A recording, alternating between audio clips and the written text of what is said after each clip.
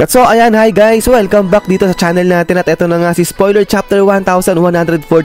So ayan, itignan na nga natin kung ano-ano yung mga naganap dito at sa bandang dulo ay magbibigay lang tayo ng konting feedback patungkol dyan. Pero eto nga, bago tayo magsimula ay kung bago ka pa lang din sa channel natin ay huwag mo kalimutan mag-subscribe at pakipindot na rin ay ang sa notification bell para ma-update ka every time na meron tayong bagong upload. So yun lang naman po at ulit ay huwag na nga natin patagalin pa.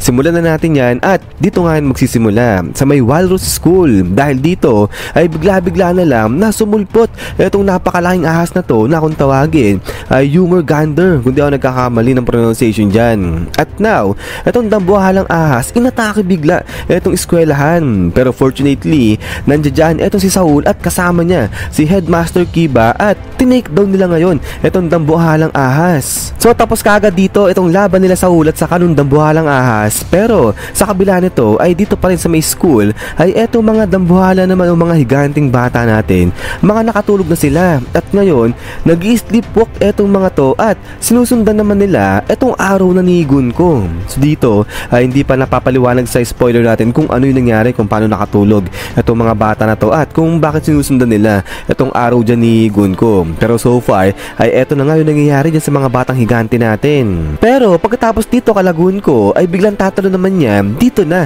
sa side nila Prince Loki, dahil etong si Prince Loki sinasabihan niya etong si Luffy pati na yung mga ibang kasama nga ni Luffy dyan na tanggalin etong posas dyan sa may kaliwang paa niya. Kasi nga diba kung matatandaan ninyo, hindi naman talaga totally pinalaya nila Luffy etong si Prince Loki. So sabi nga ni Zoro, sige palayain nila yan, pero etong si Stone sa may bandang kaliwang paa nga neto ni Prince Loki, eto nga yan, wag nilang tatanggalin. So ito nga yung sinasabi ni Prince Loki, tanggalin nila Luffy etong poses na to kasi nga kayang-kaya niya pa rin sirain etong Elbaf kahit na nasang ganyang estado siya. So yan yung warningan niya etong sila Luffy, but then ay after nga niyan ay dito na nga in-smash o in-strike neto ni Prince Loki etong puno ng Adam, at dahil dyan ay nag-trigger nga to ng kidlat o ng lightning at nag-cause yan ng apoy dito sa may puno na ng Elbaf. So ayun, nagdabog na si Prince Loki, so kala mo nagwala eh. But then ay pagkatapos nga nito ay balik ulit dito yan sa side na ng mga batang higante natin, dahil sinasabi nga rito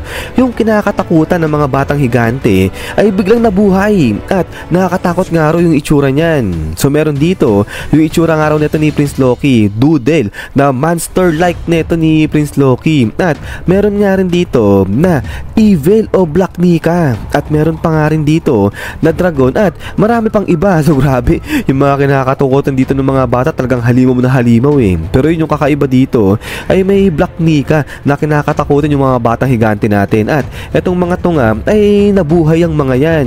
So dito ay sinasabi na etong si Angie, naalala niya na tinuruan niya nga pala mag-drawing yung mga bata kung ano yung kanilang pinakakinakatakutan, at eto na nga yung mga yan. So yung halimaw na itsura nito ni Prince Loki, etong dragon at saka etong si Black Nika. At so ayan ay habang kagulo na nga dito sa side ng mga batang higante natin at nagsisibuhay yung kanilang mga kinakatakutan dyan, ay sa kabilang banda naman ay etong mga Holy Knights pinagmamasdan lang kung ano yung mga nangyayari dyan sa mga batang higante. At now, etong si Summers, tinatanong niya si Gunko kung ano ba yung pinakakinakatakutan ni Gunko.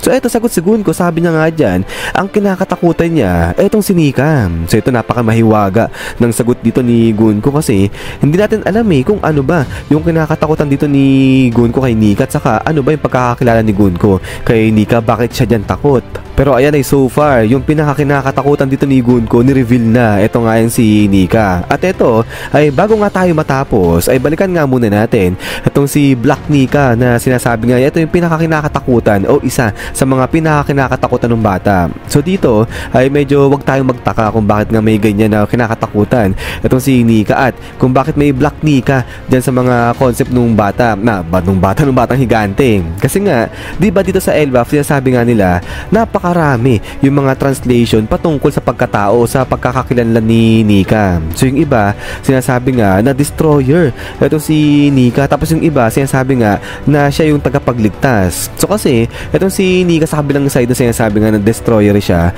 kasi madalas kapag may kaguluhan o kapag nasisira yung mundo, laging kaakibat dyan itong si Nika. So So kung matatandaan ninyo, sabi nga 'di ba, 2 beses nang nasira itong mundo at sa 2 pagkakasira niyan o 2 beses na pagkakasira niyan, si Sun God Nika lagi nandoon. So kaya nga di alam ngayon ng mga higante kung ano ba talaga itong si Sun God Nika, destroyer ba yan o tagapagligtas. So dahil diyan, pati ngayon yung mga batang higante ay parang napasa sa kanila na itong si Sun God Nika ay pwede kang destroyer yan. So kaya ito kinakatakutan nila. Pero speaking nga rito sa mga kinakatakutan ng mga batang higante, ay medyo wag tayong mag-alala dito guys, kasi hindi pa naman dito nako-confirm kung yung mga nabuhay ng mga kinakatakutan dito ng mga batang higante ay mga malalakas ba yan. So baka mamaya kasi mga ano lang yun, parang ano ba, yung mga joke lang, yung kumbaga mga hindi talaga sila yung malalakas. Kasi sabi nga dito mga doodle lang naman yung itsura ng mga nabuhay dito na kinakatakutan nila. Ako ang parang na-imagine ko dito, alam niyo yung drawing ni Kanjuro, yung dragon na Kenkoy lang. So parang ganyan lang yung sa nakikita ko rito sa mga nabuhay na kinakatakutan ng bata. So not necessarily na mga malalakas din itong mga to. Pero ang tanong ay paano ba nabuhay kaya itong mga kinakatakutan nga ng mga batang higante natin? So may kinalaman ba yan sa mga Holy Knight, sa ability nilang tinataglay? At isa pa ay connected ba yan dito sa pagkakatulog nga ng mga bata at ngayon ay nag-sleepwalk na nga sila at sumusunod dito sa araw ni Gunko? So connected ba yung pagkakabuhay ng mga kinakatakutan nila at eto nga sa pagkakatulog nila? So ito ay hindi pa natin sure, pero baka may kinalaman nga rito itong Holy Knight. So baka isa sa kanila ay ayan yung ability. Pero maliban pa nga rito ay balikan natin itong si Prince Loki pati na itong kanyang Ragnir. So dito ay kinonfirm na nga nung pagkagamit ni Loki dyan sa Ragnir niya, nag-trigger ng kidlat yan o ng lightning. So dito safe natin, pwede na sabihin siguro na itong si Ragnir kayang tumawag niya ng kidlat.